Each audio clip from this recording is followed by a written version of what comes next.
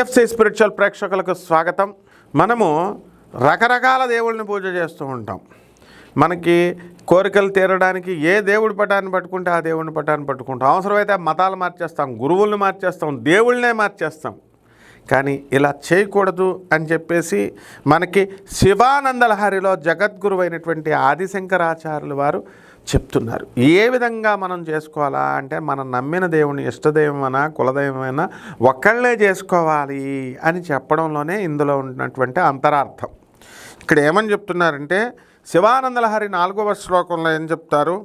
సహస్రం వర్తంతే జగతి విబుధాః క్షుద్రఫలదాః నమన్యే స్వప్నేవా తదనుసరణం తత్కృత ఫలం హరిబ్రహ్మాదీనా మపి నికటభాజా మశులభం చిరం యాచే శంభో శివ తవ పదాంభోజ భజనం అన్నారు గురువుగారు. అంటే జగద్గురువు ఆయన.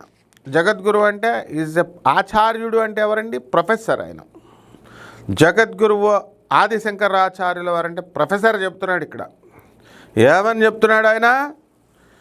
ఓ శంభో, శంభో శంకర మహాదేవ, ఈ ప్రపంచంలో మనకి స్వల్పమైనటువంటి చిన్న చిన్న ఫలితాలను ఇచ్చేటటువంటి దేవతలు ఎంతమంది ఉన్నారు? కోటాను కోట్ల మందులు ఉన్నారు.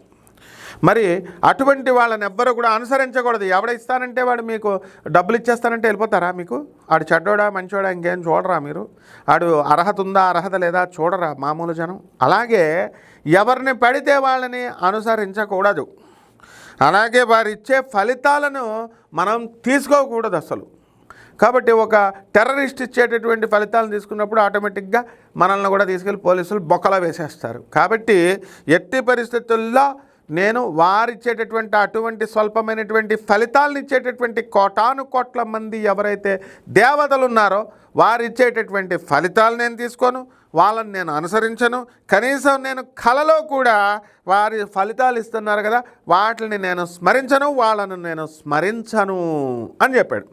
అలాగే అంటే పగటి వేళే స్మరించను అని వేరుగా చెప్పాల్సినటువంటి అవసరం లేదు కదా.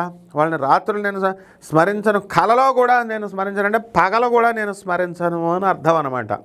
అంటే సింగిల్ మైండెడ్నెస్ని ప్రొఫెసర్ ఆదిశంకరాచార్యులు వారు చెప్తున్నారు, జగద్గురువు. అలాగే ఎల్లప్పుడూ కూడా స్వామి శివ శంకర కైలాసనాథ నీ సన్నిధానంలోనే ఉంటారు.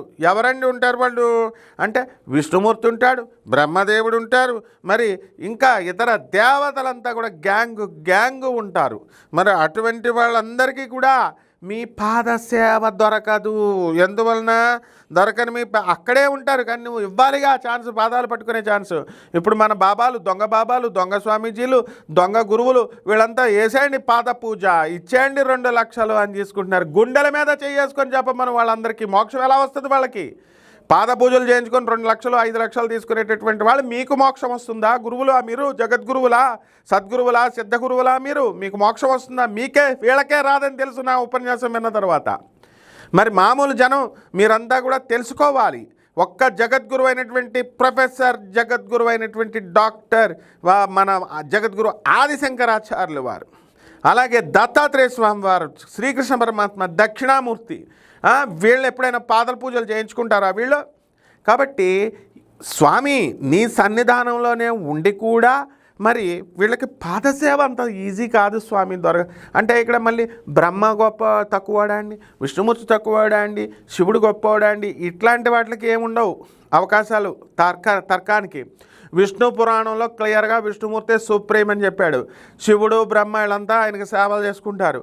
అలాగే బ్రహ్మ పురాణంలో బ్రహ్మే సుప్రీం, శివుడు విష్ణువు చేతులు కట్టుకొని నుంచుంటారు. అలాగే శివపురాణంలో శివుడే సుప్రీం, బ్రహ్మ విష్ణువు చేతులు కట్టుకుంటారు.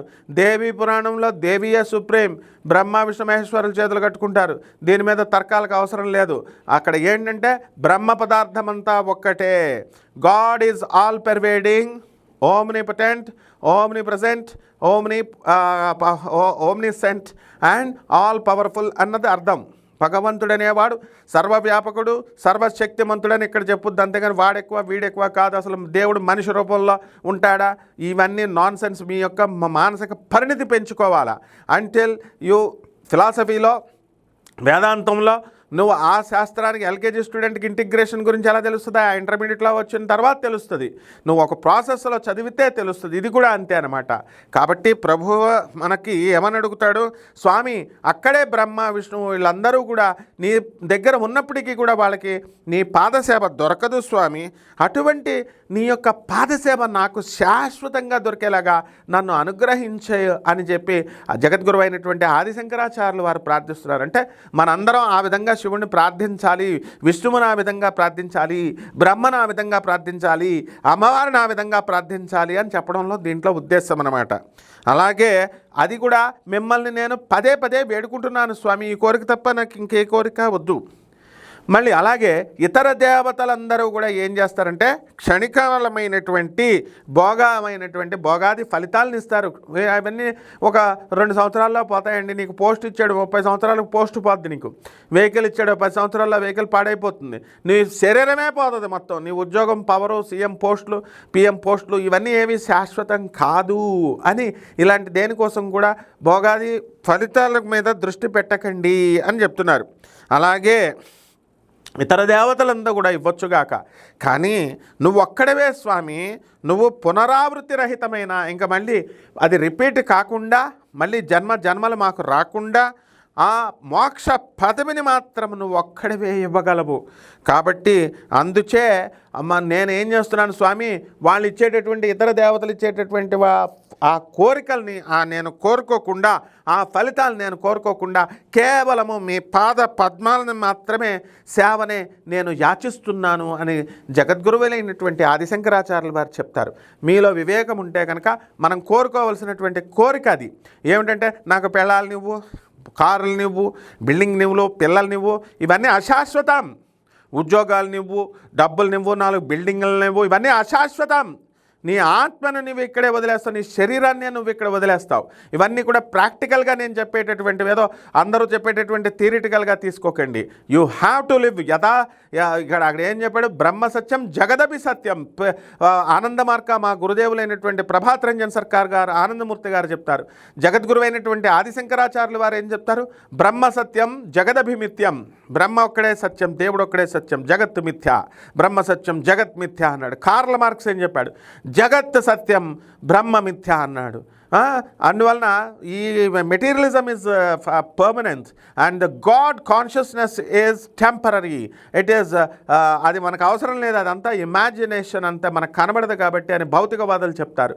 కానీ ఈ భౌతిక లోకంలో ఈ శరీరం ద్వారా నువ్వు వెళ్ళాలి కాబట్టి బ్రహ్మ సత్యం జగదభి సత్యం అని చెప్పి గురుదేవులైనటువంటి ప్రభాత్ రంజన్ సర్కార్ గారు చెప్పారు. కాబట్టి మీరంతా కూడా ఆదిశంకరులు మనం కోరుకున్న విధంగా పరమేశ్వరుని ఇవన్నీ భౌతిక సుఖాలు, భౌతిక ఇవన్నీ కాకుండా కేవలము మనం మోక్ష పదవిని, వారి యొక్క పాదసేవను కోరుకోవాలి. మోక్షం కూడా మనకు వద్దు, ఆయన వారి యొక్క పాదసేవను కోరుకుంటే ఆటోమేటిక్గా మోక్షం ఫాలోస్. శుభమస్తు.